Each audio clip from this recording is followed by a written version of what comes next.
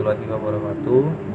Perkenalkan, saya Muhammad Amar, NIM J1A12024 dari kelas R4, Prodi Teknologi Hasil Pertanian, Fakultas Teknologi Pertanian, Universitas Jambi, angkatan 2020. Jadi di sini saya akan melaksanakan tugas ujian akhir semester pada semester ini, mata kuliah praktikum MIPA.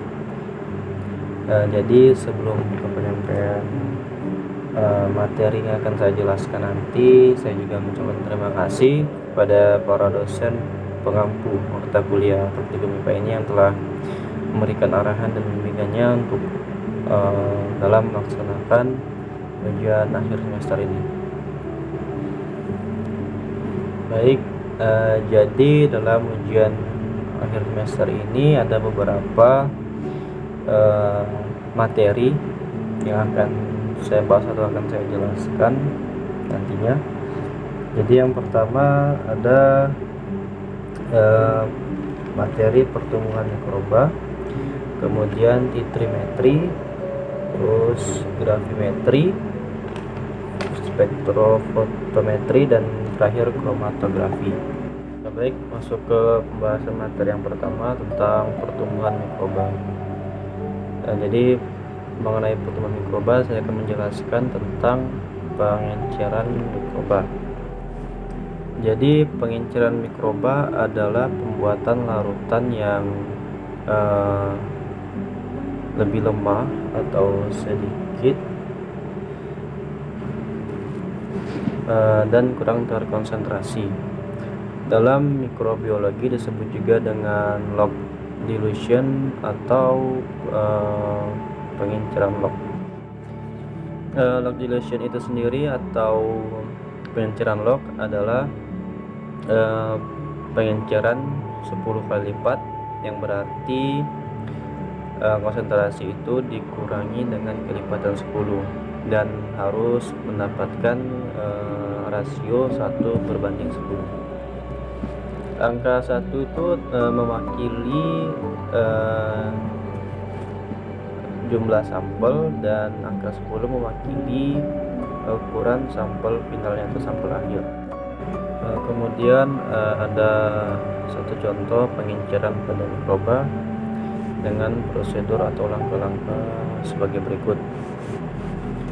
Yang pertama, siapkan sampel, kemudian timbang sampel yang mengandung mikroba sebanyak 10 gram dalam hitungan masak atau 10 mili dalam hitungan volume. Lalu ditambahkan larutan pengencer, kemudian kita homogenkan.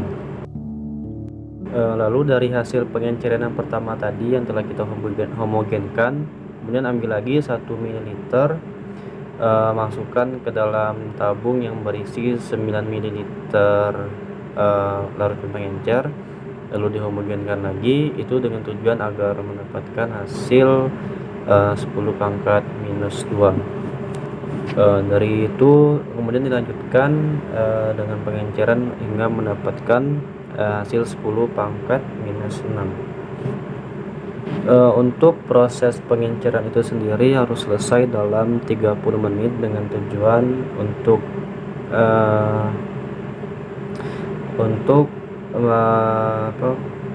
menghindari penambahan atau pengurangan mikroba sebelum diinokulasi. Jadi inokulasi itu adalah proses pemindahan mikroba dari medium baru ke medium lama dengan tingkat ketelitian yang sangat tinggi. Selanjutnya, penanaman mikroba pada metode cawan. Jadi akan saya jelaskan 3 metode penanaman mikroba dengan metode cawan. Yang pertama ada pour plate. Jadi pour plate adalah teknik penumbuhan mikroba dengan cara mencampurkan agar yang masih cair dengan menggunakan stok kultur. Baik, yang kedua ada strike plate. triplet, yaitu merupakan metode isolasi kuantitatif dengan menggunakan jarum inokulasi.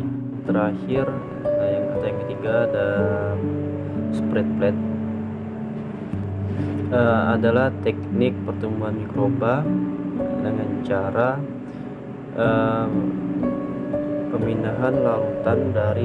pemindahan dari larutan ke tempat media yang padat dengan menggunakan spilling spatula. Kemudian yang akan saya jelaskan yaitu tentang metode perhitungan cawan. Jadi metode perhitungan cawan ini adalah metode perhitungan atau enumerasi yang sudah lama digunakan dalam bidang mikrobiologi pangan dan sejenisnya,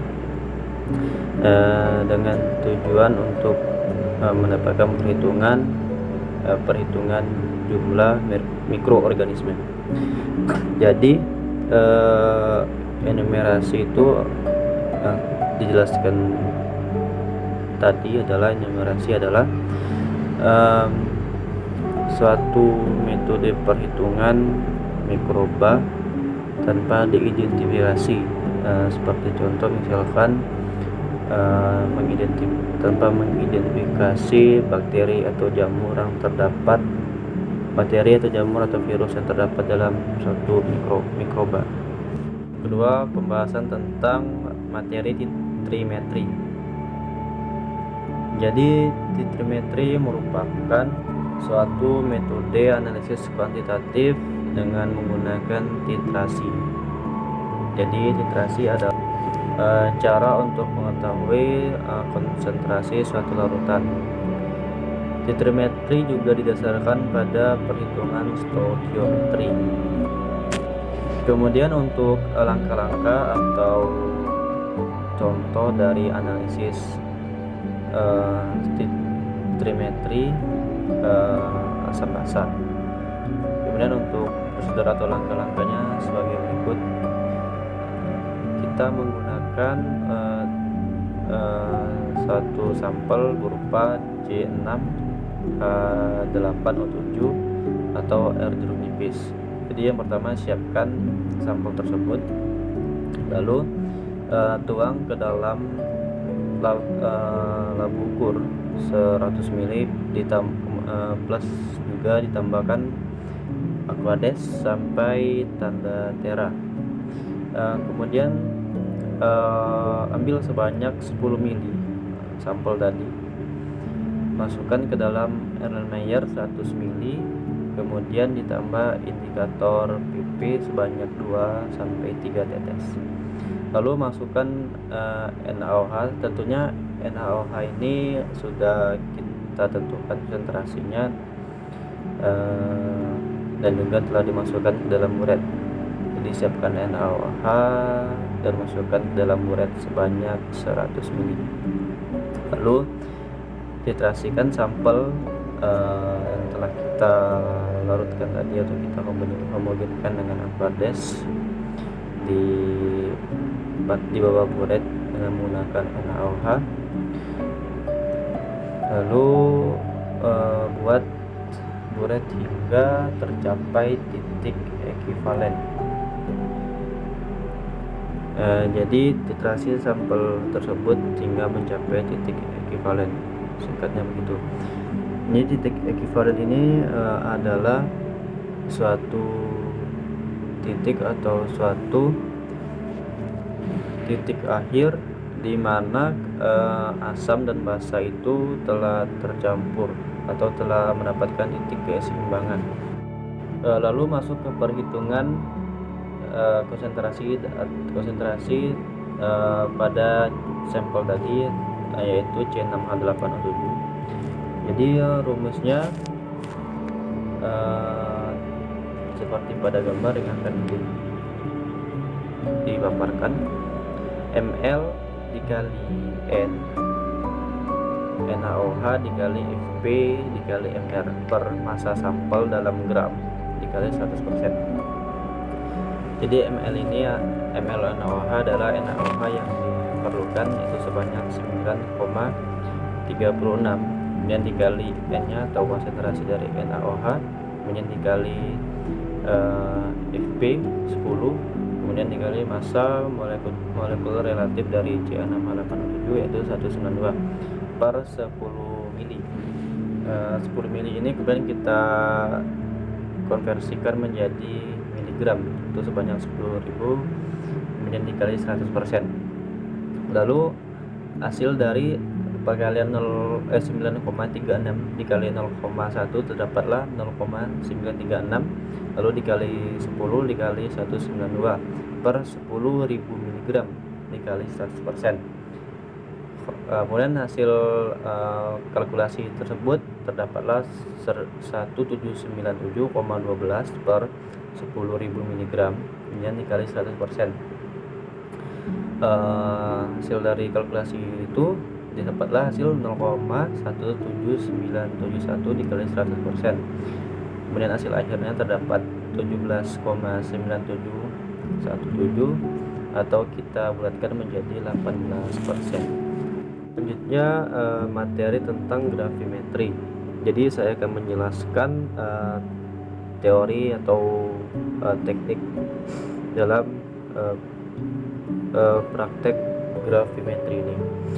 Jadi gravimetri merupakan suatu metode analisis kuantitatif dengan cara pemisahan suatu zat. Pemisahan suatu zat ini dapat dilakukan dengan cara pengendapan, terus penguapan dan elektrolisis. Kemudian setelah dilakukan metode tersebut, kemudian didapatlah analit atau hasil yang akan kita analisis tadi. Hasil yang akan kita analisis, kemudian analit itu ditimbang. Jadi intinya atau dapat disimpulkan bahwa gravimetri ini adalah metode analisis kuantitatif dengan cara teknik penimbangan. Lanjut lagi, kemudian materi tentang spektrofotometri. Jadi metode analisis spektrofotometri ini adalah satu analisis kimia yang berguna untuk mengukur konsentrasi sampel dengan adanya interaksi antara materi dengan energi. Ke komponen-komponen dan fungsi alat dari spektrofotometer. Baik, yang pertama ada xenon flash lamp itu sebagai sumber cahaya, kemudian ada monokromator sebagai penyempitan, alat yang berfungsi sebagai penyempitan pita spektrum cahaya dari sumber cahaya yang keluar. Kemudian wadah sampel atau kuvet, terus detektor yang mengubah cahaya menjadi sinyal listrik, kemudian amplifier yang mengubah sinyal listrik menjadi bentuk yang dapat dibaca atau diketahui. Kemudian readout itu adalah hasil outputnya. Selanjutnya ada materi dari materi kromatografi. Jadi teori analisis kromatografi adalah suatu metode analisis kimia di laboratorium dengan cara teknik pemisahan. Yang dipisahkan adalah campuran, kemudian dilakukan dengan cara atau dua tahap atau dua fase, yaitu fase stasioner dan fase gram. Selanjutnya contoh dari analisis kromatografi. Jadi yang akan saya jelaskan adalah contoh kromatografi kertas. Jadi kromatografi kertas menggunakan kertas hotman atau kertas selulosa murni, digunakan untuk memisahkan campuran dari substansinya menjadi komponen dengan rumus RF sama dengan D per F, di mana yang terlihat pada gambar ada 3 jenis sampel yang digunakan.